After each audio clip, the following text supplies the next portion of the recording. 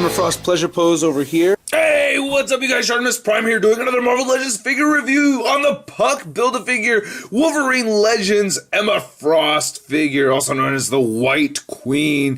This is the second attempt from Hasbro that we're getting on this character, and this is much improved, much better than the first Marvel Legends Emma Frost figure, I have to say. Now taking a quick look at the packaging, you can see she comes with the torso and legs, which are attached together, which are the most important Build-A-Figure parts, and this is the rarest figure from the wave. She's a 1 per box. The rest are 2. Wolverine is 3. In the back of the packaging over here advertises the Rogue figure, which is supposed to be the running change / variant of this figure right here, which we will not be getting. Very, very sad. Overall, I gotta say she's a pretty cool looking figure. A very sexy figure, man. Yeah, not bad. You know, getting a turnaround right here. She does look like a supermodel, I have to say, without me bumping the camera, but, you know, pretty damn sexy figure. I like the head sculpt for this figure. It's a pretty nice looking head sculpt. The paint applications are okay. There's actually one gripe I have, and her right eye over here looks like it just missed. It's like they have this decal thing that they paste on there, and you can see the white part of the eye is just missing, so you have flesh in the eyeball, and that kind of sucks. This one came out okay, I think,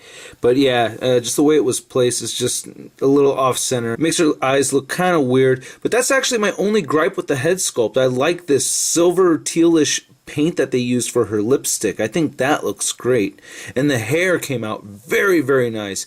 I'm happy with them using 3 different tones. We have a dark color in the creases, and then the standard yellow, and then a much brighter yellow, almost a white for the highlights, and I think that's just beautiful, and a nice sculpt for the hair as well. I think it's sculpted nicely. I don't think it really makes a whole lot of sense having the white part on the inside. They should have gone with the darker color going on the inside. That doesn't really make a whole lot of sense. But the sculpting of the hair is still pretty good. And overall, I do like the paint detail that we're seeing here. Very nice. I like how the collarbone's sculpted and the neck looks good. And then boobies! Woo! These are some nice chicharrones, man. Look at this. Wow. Some of the nice boobs I've ever seen on an action figure. I like this a lot. This is pretty damn sexy. The flesh tone of the figure is pretty damn nice, I have to say. And then the paint that they used over here, got this stretching thing going on right there. It's pretty cool, man. I like that. But it almost seems like a pearlized paint that we're getting on her, I don't know what the hell to call this little thing, her little halter top or whatever. And you have some stitching on the back going right over there. It's pretty cool. And the arms are just painted white. It's the flesh colored plastic and then white painted over it, which actually came out okay. Again, we get this giant hand, the same giant hand that we see on the Jean Grey figure. I think the major problem with this is where they put the hinge. I think they have this added section. I think the hinge needs to go a little bit more into the palm so it doesn't look so huge. The other side, we're getting this fist. You can see some of the flesh color coming from underneath the white over here, but it's not too bad. And over here we have her 90s abs. Remember in the 90s, like all the sexy women had like this really sexy abs. So very nice, sexy looking abs. And she has this belt here, which is a loose piece added on here, and then just, you know, this more white painted throughout the rest of the figure. We've seen these legs, ass, and thighs before. Not a whole lot going on back here, a little lacking in the booty, but the thighs look good. The calves look pretty good, and she has high heels, which is a pretty new thing. I like that they've added these high heels over here, and some nice wrinkles in there, and she stands okay. She's a little tricky to get standing, but it's not terrible, and she does have peg holes at the bottom of her feet to help her stand too if you need that. Her articulation isn't anything too crazy or very different from what we've seen before. Her head is on a ball peg right over here, and I did not show this white stripe for her neck, which is very tricky to see. You know, it's like her chin basically covers it, but she does have this choker thing going on over here. Her head can move up only that much, so it's pretty much just looking straight ahead. It can't move up at all. It can move down just a little bit. It can rotate side to side at this angle because of the hair. I guess you could flip the hair over and she looks a little bit more to the side, so that's pretty good. She has shoulder articulation that can move outward, moves forward. She has elbows that bend at 90 degrees. They also rotate right here. Her wrist moves side to side, down and up. She has a diaphragm joint that rotates side to side. It can move forward and back just a little bit. It moves back more than it does forward, and it doesn't really pivot at all. Nope, not at all. And then she has these Y joints over here that move outward, and then if you want to move them forward, you have to like pinch the hip over here, rotate that, and then move that up. She has the upper thigh swivel, double jointed knees, ankles move down, they move up a little bit, and yes, she has the glorious ankle pivot. If not for this joint right here, the figure would not be able to stand on its own at all. So thank you very much, Hasbro, for continuously adding the ankle pivots to the new figures. I really appreciate that. A lot of cool points for me on that. I love the ankle pivot. And Emma Frost stands at 6.5 inches tall. And here she is compared to the first Emma Frost figure released by Hasbro, and wow, this figure sucks, man. Damn, terrible. And big thanks to Comic and Figure Addicts. They're a local comic and action figure shop here in the Bay Area. Check them out. I have their info in the description. If you go there, tell them Shartimus Prime sent you. You get 10% off. So I just want to throw that out there. Just to give you a better comparison, just the flesh tone over here, the faces, oh my goodness, man.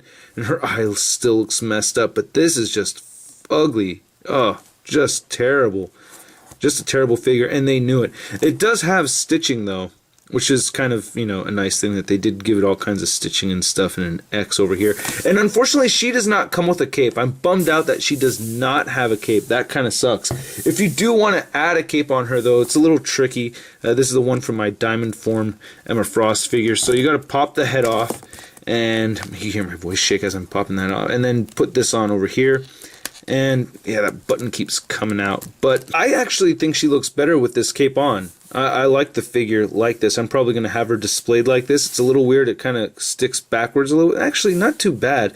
And the color of the white is quite different. They did use a lot of the blue shading on here, which I do appreciate, which would have been nice to see on this figure, but I'm actually not missing it too bad on this particular figure, to be honest. But anyway, that's the only real difference in the colors. It doesn't match perfectly just because of that blue shading.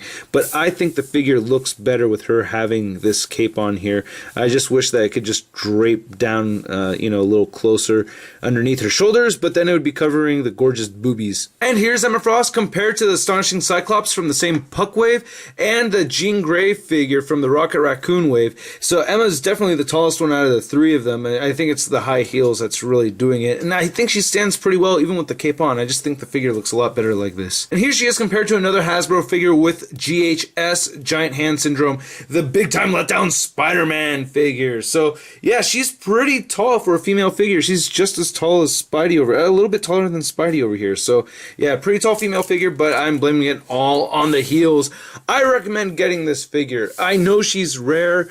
I don't know how much you're going to want to cough up for her. It depends on how much you really like the character, but having the combination of, you know, having this older one and having the cape and everything, I think the cape does take it up a notch. I think it is a beautiful figure without a doubt. So it's up to you whether you want to cough up the money for it. I don't know how much she goes for on eBay, but I'm guessing it's going to be more than 30 bucks. That's just my guess. Anyway, I hope you guys liked the review. If you did, please hit that like button. Please comment and subscribe if you haven't already. I will catch you later. Peace.